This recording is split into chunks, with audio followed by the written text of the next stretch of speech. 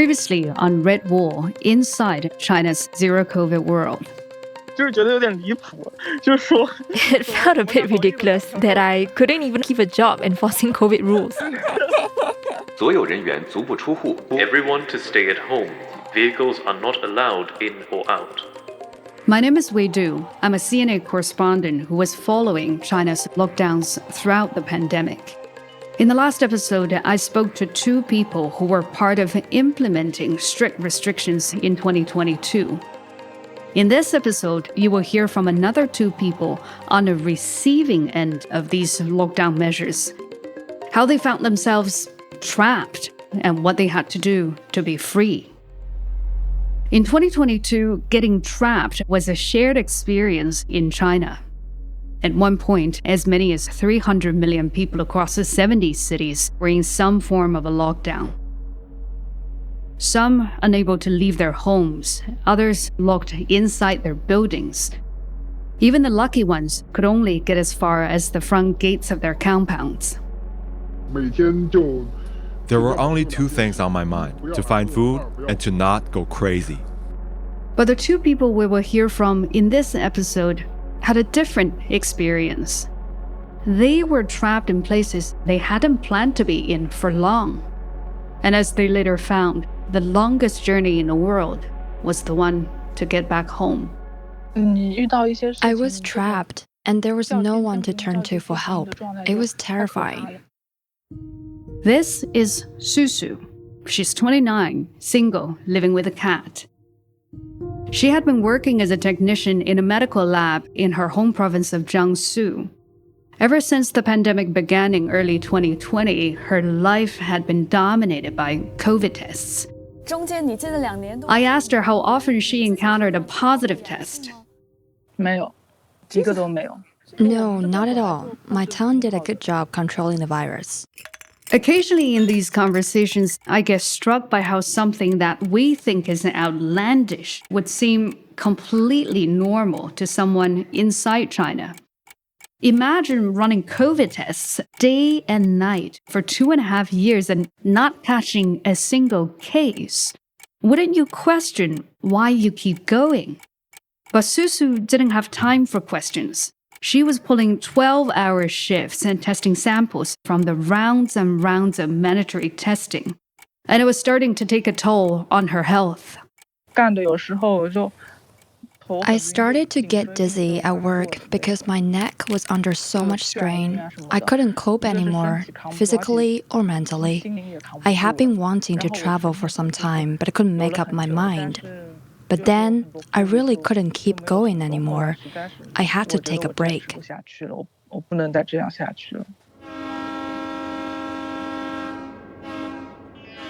So she hopped on a train, and 48 hours later, she arrived in Xinjiang, China's far west. Xinjiang is a popular travel destination for domestic tourists in China for its natural beauty. In school, children are taught that Xinjiang is an exotic place with ethnic minorities living idyllic, happy lives. In a video Susu took at the time, there were grassy slopes, wooden cottages, sheep, cattle, herders, something straight out of the Alps. I arrived on July 28th. I was very happy seeing how beautiful it was. On August 2nd or 3rd, they found cases in Xinjiang. Initially, I couldn't go down the mountain. Later, for a while, we couldn't leave our rooms. We've all heard of the Shanghai lockdown, but few people know much about the Xinjiang lockdown, which lasted from early August to late November 2022, much longer than the Shanghai one. A quick geography lesson here may be useful. Xinjiang is very far from the urban centers. If you look at the Chinese map, it's the tail of the rooster that borders Kazakhstan. And it's a region that's been under tight government surveillance for decades because its population is predominantly Muslim and there used to be a separatist movement. But my conversation with Susu wasn't about the political situation in Xinjiang. It was about her desperate attempt to get back home. In the beginning, I was quite happy, to be honest. The daily PCR test was my only motivation to get out of bed each day. It's a very scenic walk to the testing booth. I think it might have been the most beautiful PCR testing site in China. Sometimes it snowed, and walking in the snow made me happy too. Jiangsu, where Susu grew up, is near Shanghai.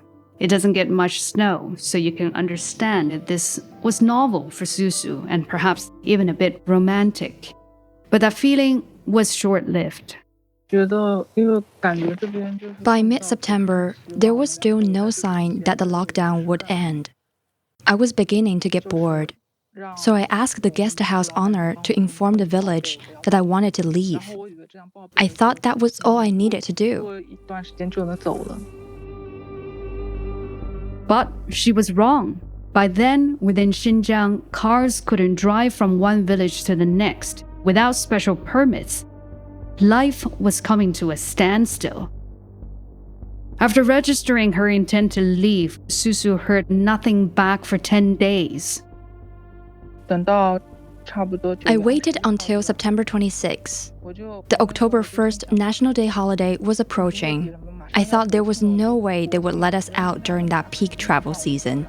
And the 20th Party Congress was happening right after the holiday, so they couldn't let us leave then. I felt I had to get out before October. So she turned up at the village committee in person, where the officials asked for a list of documents. Travel history, check. PCR test results, check. Then they asked, did she have a letter from her hometown to allow her to return? Susu didn't. In fact, she had never heard of such a thing before. So I called my home village committee right away, and they said, we're not responsible for issuing the permits. I said, if not you, then who? They said, I don't know, but we can't give it to you. This little catch-22 situation is actually typical of China's pandemic response. Many rules were made on the fly, and each level of the government would add more regulations. What they ended up with was a mishmash of rules that no one could decipher. Then my dad remembered that I had a colleague whose father was on the village committee. I reached out to them immediately. By that afternoon, I had the permit.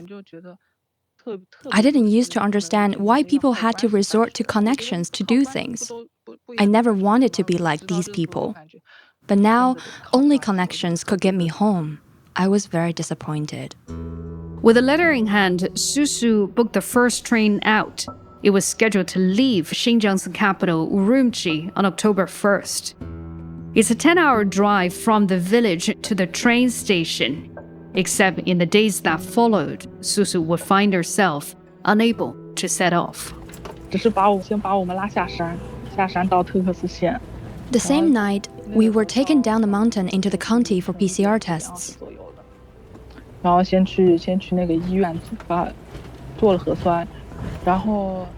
But later that night, we were told 5 of us couldn't leave. We had to wait one more day. The next day, nothing happened. The day after, still nothing. By then, Susu had missed the train, and no one would explain to her what was happening. On October 1st, I contacted the local tourism bureau, and was told there was a new policy that required us to quarantine in Xinjiang for 7 days before leaving. Susu reported this to the county officials, who responded with blank stares. 2 days later, they finally received the official notice, and Susu was moved to a quarantine center. By Susu's estimation, the earliest train she could get on after completing her quarantine would depart on October 12th. But before she could even book the ticket, a new directive came from above. Trains and flights to and from Xinjiang were all suspended. For Susu, there was now no end in sight. It was very difficult for me emotionally. Every day, I waited in eager anticipation. Every day, I was let down. It made me very sad. Many like Susu began to fear it would be years before they would be allowed to leave. I had a dream one night that my mom had an accident and died, and I couldn't get back because I was trapped in Xinjiang. I felt so bad in the dream. I woke up, then I realized that could happen to me in real life. I felt so hopeless. I started to cry. China's week-long national holiday came and went. The 20th Party Congress opened and closed. It was now November. Susu had been away from home for 3 months. On November 1st, the local government started a chat group for those of us still stranded. They asked if we would be willing to leave on chartered flights. It will be another week before an official offered me a seat on a chartered flight to Chengdu. I immediately said yes. The city of Chengdu isn't even in the same direction as where Susu wanted to go, but she figured she would jump on any opportunity to get out of Xinjiang. I immediately messaged my parents to say that I got a seat on the flight. My dad was driving for Didi at the time. That's the popular ride-hailing service Didi, the Chinese equivalent of Uber. He saw the message and just started crying. The passenger asked him if he was all right. He said yes, everything's fine. Susu says until then she hadn't realized how worried her parents were. Now there were even more reasons to go home. But this was not the end. I was browsing social media and saw someone saying the flight was cancelled. I started to get really worried.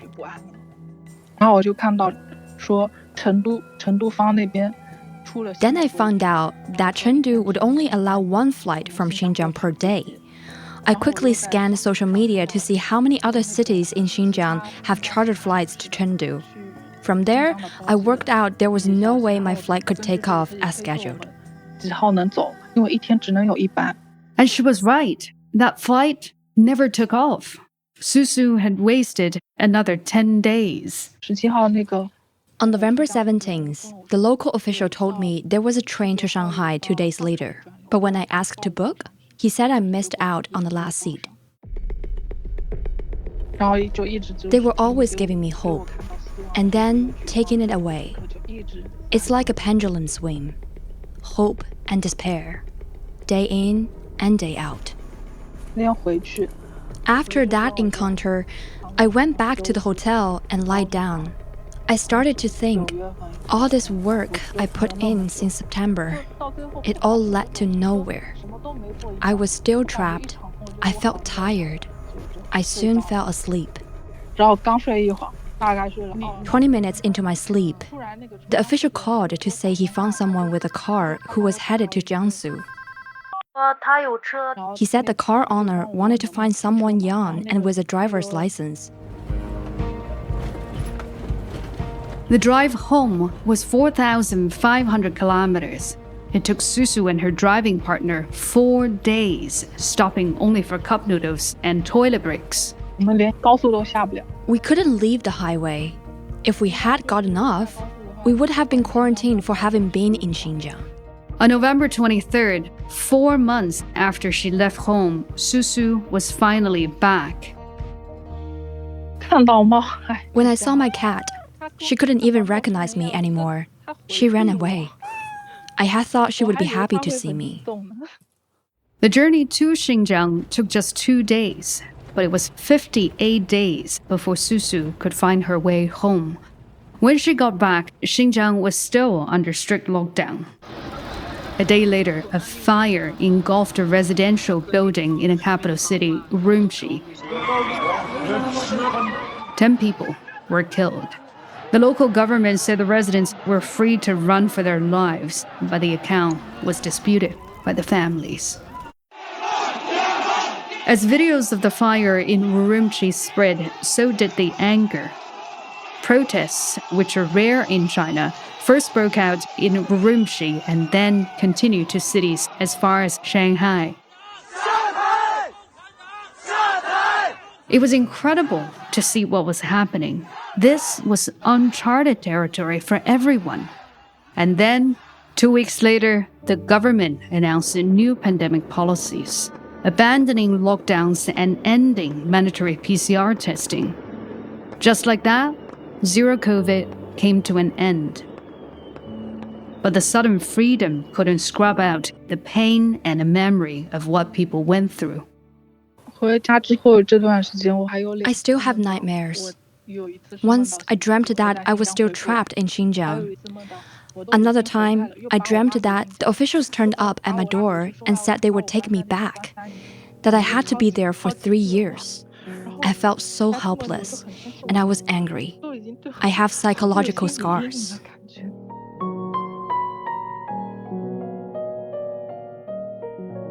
One of the things Susu found hard to cope with while being trapped was not having much to do. But for the next person I met, his situation was the exact opposite. I would call him Jay. Jay was an employee at Foxconn, the company that makes 70% of the world's iPhones. I worked in disassembly. For the iPhones that don't pass quality control, I would strip them down and recycle the parts. During the pandemic, while some of us got used to working from home, it wasn't really an option for many people in China where manufacturing dominates the economy. Instead, these workers started living where they worked. It's something called closed-loop management. That is how Apple, through its contract manufacturer Foxconn, managed to keep producing iPhones, even when the government was locking down cities and towns in order to achieve zero COVID. We all had to follow a designated route from dorm to factory.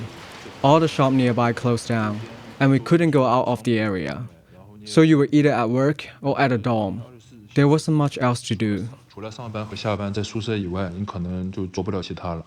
In videos posted by Foxconn workers at the time, you see how this designated route was enforced. Water horses, those big yellow plastic barriers often used in riot prevention elsewhere, lined the streets. Shops and restaurants didn't just close, they had metal plates bolted onto their doors.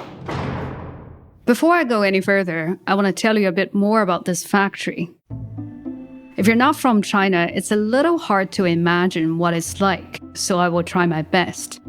The Zhengzhou iPhone factory is the biggest factory complex in Asia, if not the world. It was built in 2010 after Foxconn's then mega factory in Shenzhen near Hong Kong was hit by a spate of unexplained suicides. Some analysts said it was because migrant workers traveled too far from home and lost their social support network. So the company moved their factory. The factory in Zhengzhou draws as many as 350,000 workers from across the province. But it was hard to keep COVID out of the factory. I was put under quarantine on October 16th because someone in my dorm room had an abnormal test result. For a very long time, Foxconn didn't officially confirm any positive case. But more and more people were taken into quarantine, which only added to the confusion and the panic. The first 2 days, we were still fed on time and were swapped for PCR tests. But soon, things changed.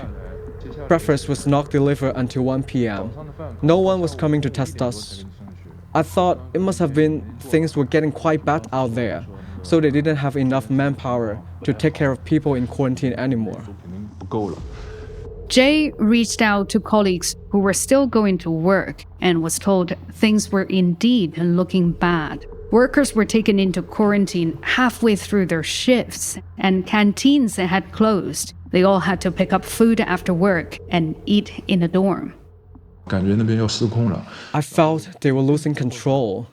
I was not afraid of the virus, but I was afraid if I got infected, there would be no one to care for me. So I decided to leave. He was desperate to get back to his mom. After losing his dad 20 years ago in a car accident, Jay was her only family. So when he was released from quarantine and finished his first 12-hour shift, Jay set out for home, which would have normally just been a 2-hour bus ride.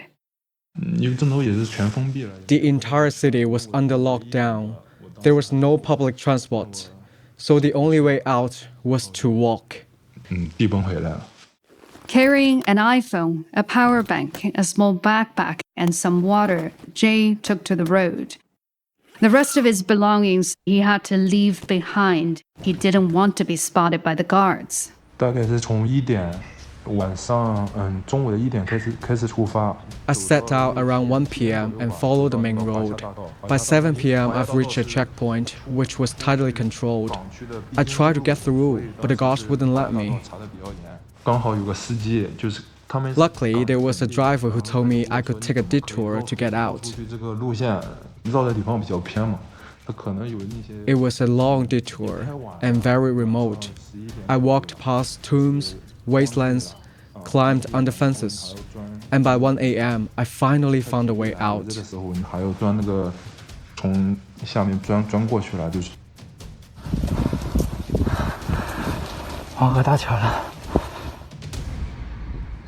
By then, Jay had been on his feet for 12 hours. It would take another 20 hours walking through empty streets and crossing a largely abandoned bridge on the Yellow River. Just as he arrived in his hometown, he was promptly taken into quarantine again. People later asked me if I had blisters on my feet. Blisters were the least of my problems. When I arrived home, all my toenails were so bruised. Blood was seeping out. I was very tired. Jade had posted several videos on Douyin, the Chinese version of TikTok, on his journey. By the time he woke up from his post-walker slumber, the videos had had 9 million views. His inbox was brimming with messages from workers who were also desperate to leave. I immediately plugged in my phone and started replying. There were tens of thousands of messages. It took me 2 days to reply to them all. Inspired by his journey, many others followed Jay, scaling walls and carrying whatever they could with them. Sometimes they were stopped by local officials who fumigated them, people and luggage together, supposedly to kill the virus. Other times, residents along the route came out and left them food and water. Perhaps embarrassed by the videos of workers escaping on foot, the local government and Foxconn later reached an agreement to allow workers to leave. On November 23rd, violent clashes broke out inside the factory between the workers who stayed and COVID control personnel. The workers said Foxconn unilaterally changed their contracts to make them stay for longer. 10 days later, the Wall Street Journal reported that Apple was accelerating plans to move production out of China. I'm mindful that I shouldn't give you the impression that zero COVID was the single event that changed China. Lots of the changes were a long time coming, but what happened in 2022 was like pressing the fast-forward button. Apple was always going to diversify its operations from China, but now it just needs to do it much faster. And there's also the issue of birth rate. It's been falling for a while, but in the past year, it has hit rock bottom. Here's what Hammer, the doctor who became a dabai in episode 1, had to say when I asked him if he would have children after surviving zero COVID. No, I'd not have kid at all, even less likely than before. Now when I make long-term plans, a voice in my head whispers to me, what if the lockdown happens again? How do you know next time you won't be dragged into quarantine? For as far as I could remember, young Chinese people didn't always have these worries. It's almost as if the last 3 years of pain and suffering have led to a fundamental shift in the way people looked at life, at their futures, at what they wanted for them and their families. What that shift means for a post-COVID China, that's the big unknown. Thanks for listening to our podcast. We would love to hear your feedback. You can leave a review on Spotify or Apple. This two-part special was written and produced by me, Wei Du. My co-producer is Anderson Shah. Editing by Tiffany On and Crispina Robert, and sound design by Ken Delbridge.